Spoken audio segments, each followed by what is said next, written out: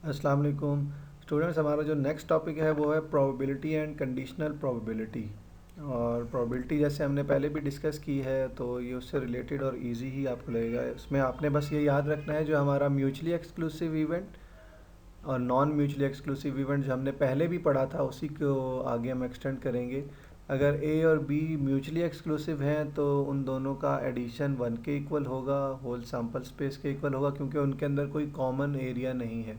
और अगर उसके अंदर कोई कॉमन एरिया है, इंटरसेक्शन एरिया है, तो उसको हम नॉन म्यूचुअली एक्सक्लूसिव कहेंगे, नॉट म्यूचुअली एक्सक्लूसिव। और उन दोनों को जब हम ऐड करते हैं तो वो वन के इक्वल नहीं आता। ठीक है, तो ये हमारा जो नेक्स्ट है उसमें हमने देखना है ये जो वेन डायग्राम के हम वेन डायग्राम हमने क्लास में भी थोड़ी सी डिस्कस की थी। तो ये देखना है कि वेन डायग्राम हम कैसे बनाते हैं। These are excellent way of representing a probability space. ठीक है, अगर एक डाइस है उसको आप रोल करते हैं, एक रोल करते हैं तो उसमें आप एक इवेंट ले लेते हैं इवन नंबर और एक इवेंट ले लेते हैं ऑड नंबर। ठीक है, या आप जस्ट एक इवेंट ले लें कि इवन नंबर इवेंट ए है तो ए जो ऑड नंबर है वो उसका कॉम्प्लीमेंट कहलाएगा। ठीक है, तो ये अगर हमारी होल सैम्पल स्पेस है तो उसके अंदर हम कहेंगे कि ए कॉम्प्लीमेंट हमारे पास जो ऑड हैं वो 135 हैं, और जो इवेंट ए है जिसको हमने इवन नंबर का है वो 246 है। ठीक है, अगर हम एक डाइस जिससे हम लूडो खेलते हैं उसमें एक डाइस को थ्रो करते हैं, उसमें आने की पॉसिबिलिटी क्या क्या है, 1 2 3 4 5 6, तो उसमें 246 इवन है, 135 ऑड है। तो हम कहते हैं कि ए जो है वो 246 है और ए कॉम्प्लीमेंट मतलब कि जो एंटी ए है वो 135 है। और ये देखें इस तरह, ये हमारे पास अगर हमारे पास कोई ऐसा एरिया है जिसके अंदर कोई कॉमन एरिया भी आ रहा है तो हम उसको इस तरह से ड्रॉ करते हैं, यानी कि वो ओवरलैप कर रहा होता है और ये जो दोनों का कंबाइन एरिया होता है ये ए इंटरसेक्शन बी कहलाता है। ठीक है, ये हमारे इसको हम कहते हैं नॉन म्यूचुअली एक्सक्लूसिव या नॉट म्यूचुअली एक्सक्लूसिव भी कहते हैं। तो यहाँ पे अगर हमने प्रोबेबिलिटी ऑफ ए फाइंड करनी हो तो वो आपको सिंपली यहाँ पे बता रहे हैं कि जो ब्लू स्पेस का आपके पास नंबर्स गिवन होंगे आपने डिवाइड कर देना टोटल स्पेस, टोटल नंबर्स जो आपको गिवन होंगे। ठीक है, तो आपके पास प्रोबेबिलिटी ऑफ ए आ जाएगी। इसी तरह probability of A and B event है, अगर बी फाइंड करना है उसको आपने ग्रीन स्पेस कह दिया तो B green space divided by total space से आप डिवाइड करेंगे तो आपके पास प्रोबेबिलिटी ऑफ बी आ जाएगी। और इसी तरह आपके पास है ये ए इंटरसेक्शन बी में आप ब्लैक स्पेस को डिवाइड कर देंगे टोटल स्पेस से तो आपके पास ए इंटरसेक्शन बी आ जाएगा। और अगर आपने ए यूनियन बी फाइंड करना है यहाँ पे, इसका एक प्रूफ है, वो थोड़ा सा कॉम्प्लिकेटेड है, थोड़ा सा डिस्कस हुआ था क्लास में, बहुत डिटेल से नहीं हुआ, वो हम नहीं करेंगे क्योंकि वो इस तरह ऑनलाइन अब समझाया नहीं जा सकेगा, बहुत देर लग जाएगी उसको समझाने में। तो आपने जस्ट याद रखना है कि नॉन म्यूचुअली एक्सक्लूसिव में ए यूनियन बी जो है वो probability of A plus B minus probability of A intersection B के इक्वल होता है। ठीक है, ए यूनियन बी मतलब क्या है कि ए और बी मतलब ए का और बी का जो एरिया है होल, इस सारा एरिया को फाइंड करना। ठीक है, अगर इनमें कोई कॉमन पार्ट ना होता फिर तो हम पूरा ए का एरिया लेते और बी का एरिया लेते, तो हमारे पास होल सैम्पल स्पेस आ जाती है अगर म्यूचुअली एक्सक्लूसिव होता। लेकिन नॉन म्यूचुअली एक्सक्लूसिव में हम ए का अलग और बी का एरिया को ऐड करें तो वो वन से ग्रेटर चला जाता है, क्योंकि ये वाला एरिया ए में भी ऐड हो जाता है और बी में भी ऐड हो जाता है। ठीक है, तो इसलिए हम इसको ए यूनियन बी के फॉर्म में फाइंड करते हैं और इसमें हम फिर A probability of A plus probability of B minus probability of A intersection B, इसको माइनस कर देते हैं तो हमारे पास ए यूनियन बी का आंसर आ जाता है। ठीक है, तो ये एक एग्जांपल है, इसको देखते हैं कि the manager of a factory claims that among his 400 employees. अब ये सैम्पल स्पेस है, ठीक है, इस क्वेश्चन की, इसको आप एन ऑफ एस या सैम्पल स्पेस के नाम से भी डिनोट कर सकते हैं कि ये 400 है। तो कहते हैं 312 got a pay rise last year. अब इसको आप इवेंट ए कह दें, पे राइज को। ठीक है, एक इवेंट है pay rise. 248 got increase pension benefits last year, event B को आप पेंशन बेनिफिट्स कह दें। और 173 गॉट बोथ, अब ये बोथ का वर्ड जहाँ पे आएगा या पेंशन बेनिफिट्स एंड पे राइज लास्ट ईयर, या ये लिखा हो 173 गॉट पेंशन बेनिफिट बट पे राइज लास्ट ईयर, तो भी वो इंटरसेक्शन को डिनोट करता है। यानी कि probability of pay rise intersection increase pension benefits, ठीक है। यानी probability of A intersection B जो है वो 173 डिवाइडेड बाय 400 होगी।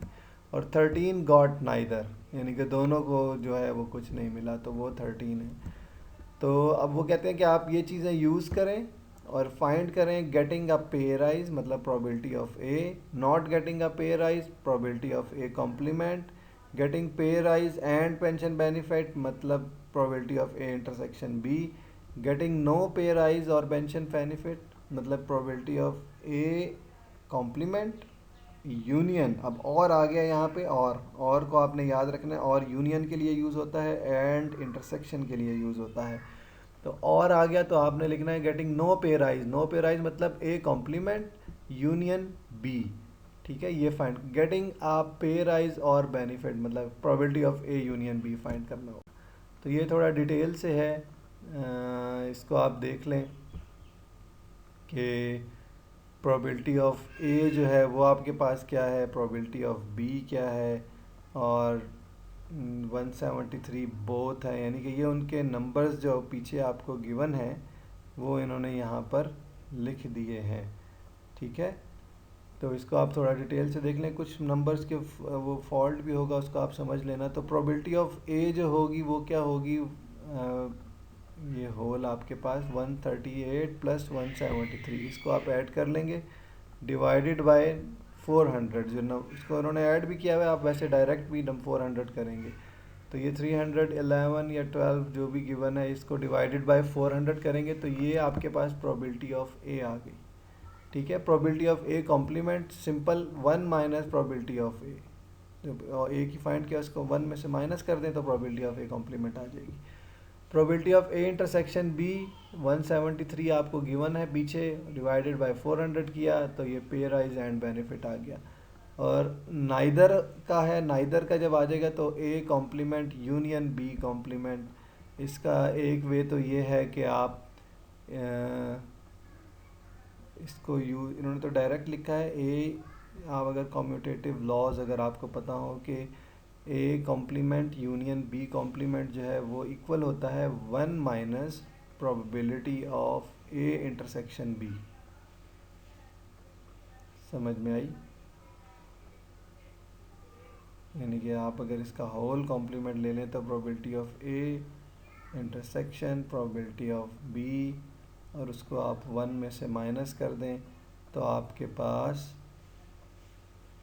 Probability of A complement union B complement. और दूसरा यह है कि आप probability of A complement plus probability of B complement minus probability of A complement intersection B complement, इसको थोड़ा डिटेल से फिर आपको देखना होगा। तो नेक्स्ट फिर हमारा कंडीशनल प्रोबेबिलिटी है। कंडीशनल प्रोबेबिलिटी क्या होती है? कंडीशनल प्रोबेबिलिटी हमारे पास होती है कि अगर हमारे पास एक इवेंट, हमारे पास दो इवेंट्स गिवन है और वो आपस में लिंक कर रहे हैं, वो ये कहते हैं कि आपने एक प्रोबेबिलिटी फाइंड करनी है जबकि एक चीज़ उसमें से फाइंड आउट की जा चुकी है, ठीक है। यानी कि for example the probability that my students will turn up the class given that it is a sunny day, ठीक है। ये सनी डे होगा तो फिर मैं बताऊँ, फिर पूछा जाएगा कि कितने स्टूडेंट्स क्लास में आएंगे।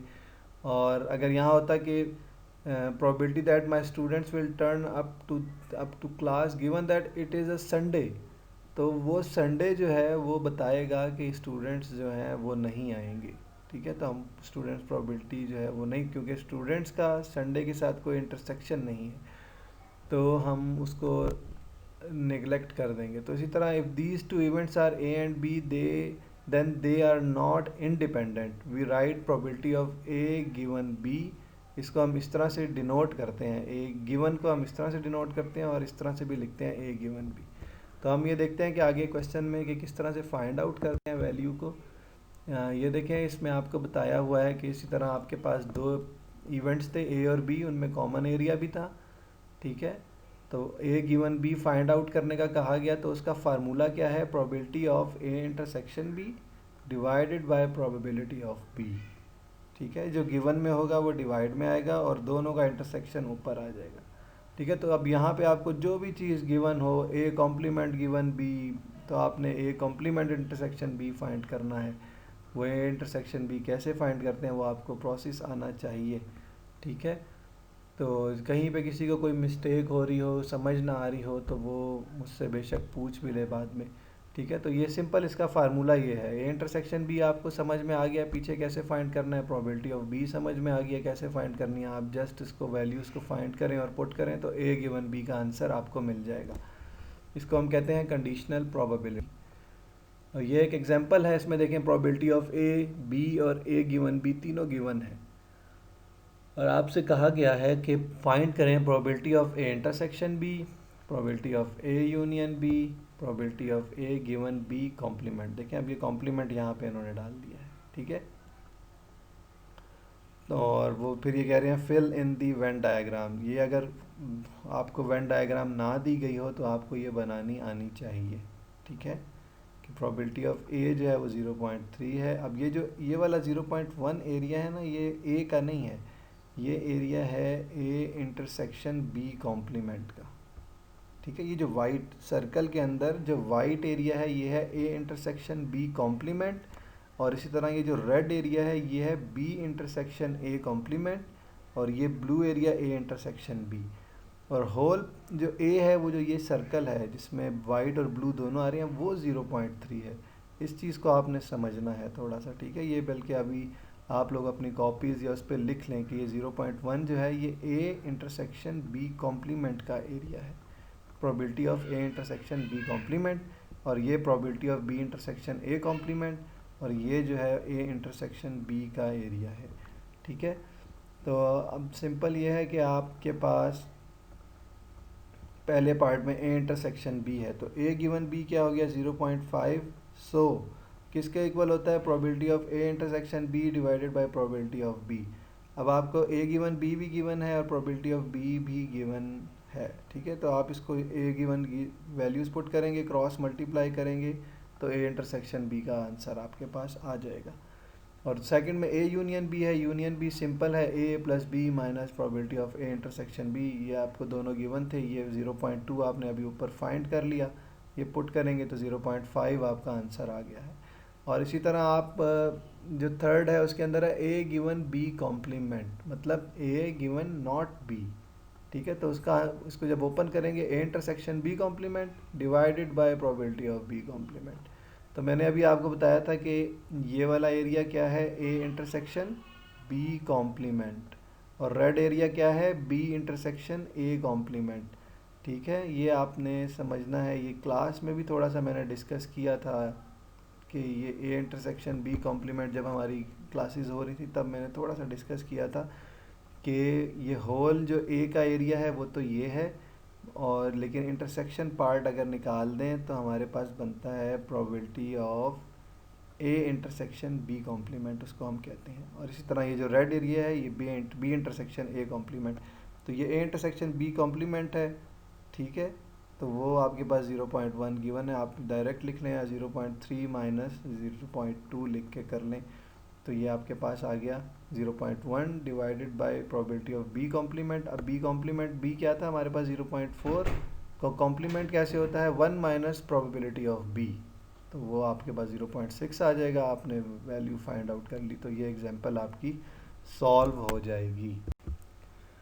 नेक्स्ट हमारे पास एक और एग्जांपल है, 100 cars are entered for an MOT test. The test comprises two parts, mechanical and electrical. The car must pass both parts to given an MOT certificate.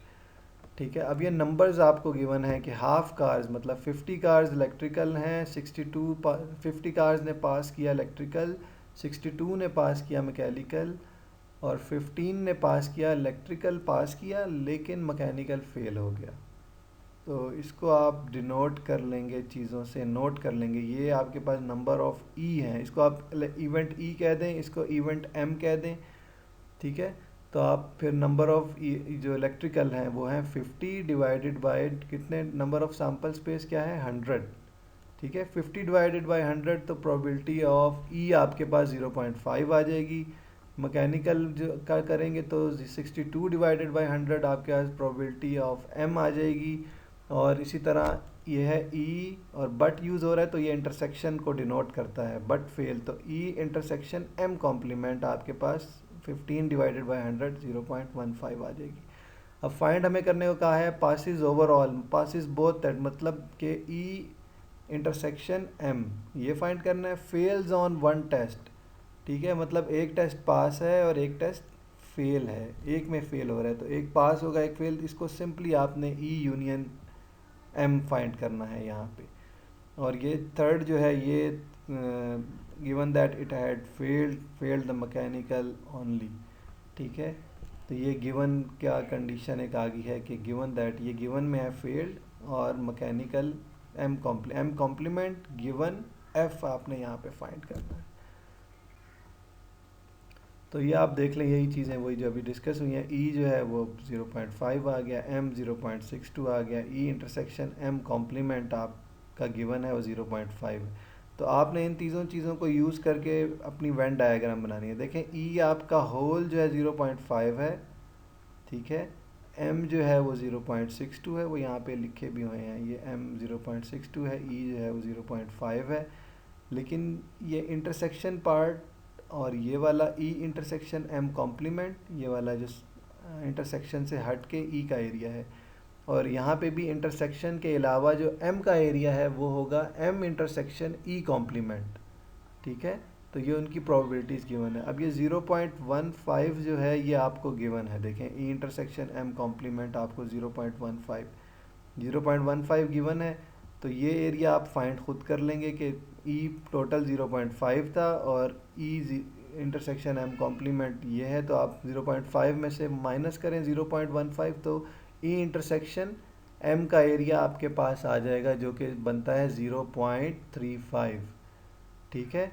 और इसी तरह M intersection E complement find करने के लिए भी आप इसको solve करेंगे तो आपके पास ये 0.27 आ जाएगा, ठीक है। अब ये देखें 100 कार्स हैं, 35 पास ओवरऑल, ये उन्होंने हमें कहा था। तो हम ई इंटरसेक्शन एम फाइंड करना है तो 0.35 किस तरह आया, ई इंटरसेक्शन एम कॉम्प्लीमेंट किसके इक्वल होता है, प्रोबेबिलिटी ऑफ ई मतलब होल प्रोबेबिलिटी में से माइनस कर देंगे ये वाला एरिया, तो ई इंटरसेक्शन एम कॉम्प्लीमेंट ये वाला एरिया आ जाएगा, ठीक है।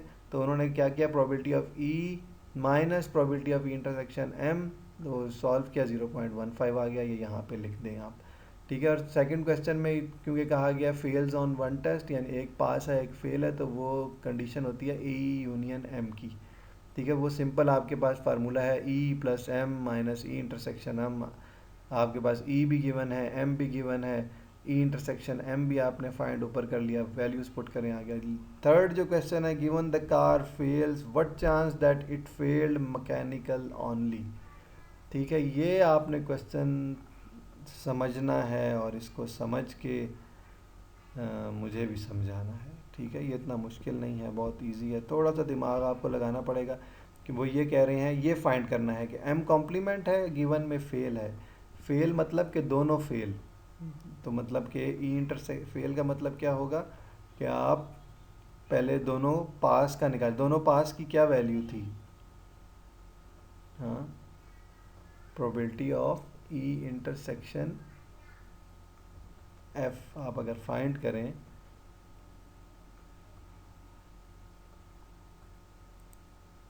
तो आपको पता चल जाएगा कि probability of E intersection F जो है वो 0.15 आ रही है। तो आप ये अब पास का आ गया, आप फेल का निकालना चाहते हैं तो 1 माइनस प्रोबेबिलिटी ऑफ पास, ये तो वैसे वो लिख दिया, लेकिन देखें प्रोबेबिलिटी ऑफ फेल, पास का क्या था हमारे पास, पासिस ओवरऑल 0.35 था, तो पासिस बोथ, अगर फेल ओवरऑल क्या होगा 1 माइनस 0.35 0.65 आ गया। अब आपके पास फेल की आ गई, एम कॉम्प्लीमेंट आपने निकालना है, एम कॉम्प्लीमेंट जो है तो वो कर लें। ये एक कंडीशन होती है कि आप अगर आपको probability of E M complement given F का कहा गया तो आप दो इवेंट हैं, आप उसको ऑपोजिट करके ई गिवन एफ, ये दोनों सेम आएंगे आपके। यानी एम कॉम्प्लीमेंट अगर फाइंड कर रहे हैं तो जो probability of E given F है वो, और probability of M complement given F जो है, आप इसको डायरेक्ट भी फाइंड कर सकते हैं। ये इन्होंने इसको स्टेटमेंट को यूज़ कर लिया कि एम कॉम्प्लीमेंट जो है दूसरे इवेंट के अल्टरनेट गिवन एफ के इक्वल होता है। तो उसने क्या किया जी, सिंपल ई इंटरसेक्शन एफ, ये फाइंड ये लिखा हुआ, गिवन प्रोबेबिलिटी ऑफ एफ, वो आपने ये फाइंड किया, वैल्यूज़ पुट की तो आंसर आ गया। तो उम्मीद है आपको ये सारा समझ में आ गया होगा। तो आप इसको समझें, जिसको नहीं समझ आता वो मुझे जस्ट एक इमेज लेके मुझे व्हाट्सएप किया करे, ठीक है। मुझे यानी कि वो कॉल कर रहे होते हैं, कॉल अक्सर, आप मुझे जस्ट इमेज लिया करें, उसका स्क्रीनशॉट लिया करें कि ये स्टेप मुझे समझ में नहीं आ रहा, आप मुझे भेजें और मुझसे पूछ लें। मैं आपको उसी वक्त जब भी मुझे टाइम मिलेगा मैं फ़ौरन आपको ऑडियो जो है वो उसको रिप्लाई कर दूंगा। तो ये वाला कोई जो है टॉप लेक्चर जो है इसको तैयार भी रखें, और तो नेक्स्ट जो है हम किसी डे के अंदर Friday Saturday Sunday, mostly Sunday को हो सकता है हम इसका क्विज़ ले लें। तो इसको आपने सही तरह से तैयार करना है, इनको सही तरह से समझना है आपने, ये नहीं कि आप रट्टा लगा लें तो वो समझ में नहीं आता। इसको सही तरह से समझना है क्योंकि फाइनल में फिर ओपन बुक क्वेश्चन है, तो वो होगा इसी में से, लेकिन थोड़ा लॉजिकल होगा, ठीक है। तो इसलिए आपने अपने लेक्चर्स को तैयार रखें। जिसको जो चीज़ समझ में नहीं आती काइंडली वो मुझे बस इमेज ले और मुझे सेंड करके मुझसे पूछ ले, मैं उसको ऑडियो में रिप्लाई कर दूंगा। फिर समझ नहीं आती मैं उसको फिर दोबारा भी समझाऊंगा, ठीक है। और अगर फिर भी नहीं समझ आ रही तो कॉल पे बात कर लेंगे, ठीक है। तो ये हमारा टॉपिक एंड हो गया। इसके बाद एक binomial distribution, Poisson distribution, sampling distribution, normal distribution रहती हैं। तो बाइनोमियल हम डिटेल से मैं आपको लेक्चर भेज दूंगा, बाकी पॉइसन और सैम्पलिंग और नॉर्मल जो है उसको हम जस्ट थ्योरेटिकल थोड़ा सा करेंगे और बाकी स्किप कर देंगे, ठीक है। तो इंशाल्लाह दोबारा मुलाकात होगी। ओके, अल्लाह हाफिज़।